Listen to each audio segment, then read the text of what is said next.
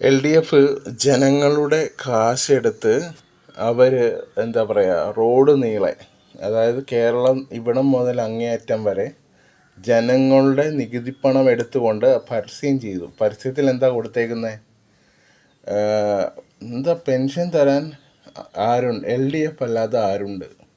പിന്നെ അടുത്തത് വീട് വെച്ച് കൊടുക്കാൻ ആരുണ്ട്? എന്താ പറയുക, അങ്ങനെ എല്ലാത്തിനകത്തും കൊടുത്തിരിക്കുന്ന ഒരു ടാഗ് ലൈൻ ആയിരുന്നു LDF അല്ലാതെ ആരുണ്ട് എന്ന് പറയുന്ന ഒരു വാചകം ആണ് ആ ഫ്ലെക്സിലെ ഏറ്റവും വലിയ ഒരു ഹൈലൈറ്റ് എന്ന് പറയുന്നത്.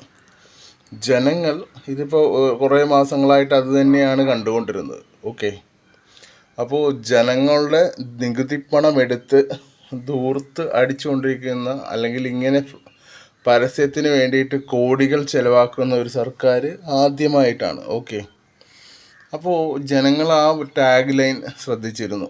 അവർ ആലോചിച്ചു LDF അല്ലാതെ വേറെ ആരെങ്കിലും ഉണ്ടോ എന്ന്. അപ്പോൾ അവരെന്ത് ചെയ്തു? വോട്ടെടുപ്പിൻ്റെ അന്ന് ബൂത്തിലേക്ക് ചെന്നപ്പോൾ അവരാദ്യം അന്വേഷിച്ചത് LDF അല്ലാതെ വേറെ ആരെങ്കിലും ഉണ്ടോ, എന്താ പറയുക, ആ ഒരു ഇതിനകത്തുനിന്ന് നോക്കിയപ്പോൾ LDF അല്ലാതെ കോൺഗ്രസ് ഉണ്ട് എന്ന് കണ്ടു. അപ്പോൾ എന്ത് ചെയ്തു? അവർ കോൺഗ്രസ്സിന് ചെയ്തു. അപ്പോൾ നിങ്ങൾ തന്നെയാണ് പറഞ്ഞത്, നിങ്ങളല്ലാതെ വേറെ ആരെങ്കിലും ഉണ്ടോ എന്ന് നോക്കാൻ വേണ്ടിയിട്ട്. അപ്പോൾ അവർ നോക്കി കണ്ടുപിടിച്ചു വേറെ ആൾക്കാർ അവിടെ ഉണ്ട് എന്ന് കണ്ടുപിടിച്ചുകൊണ്ട് അവരത് കണ്ടുപിടിച്ച ആൾക്ക് തന്നെ വോട്ടും ചെയ്തിട്ടുണ്ട്, ജയിപ്പിക്കുകയും ചെയ്തിട്ടുണ്ട്.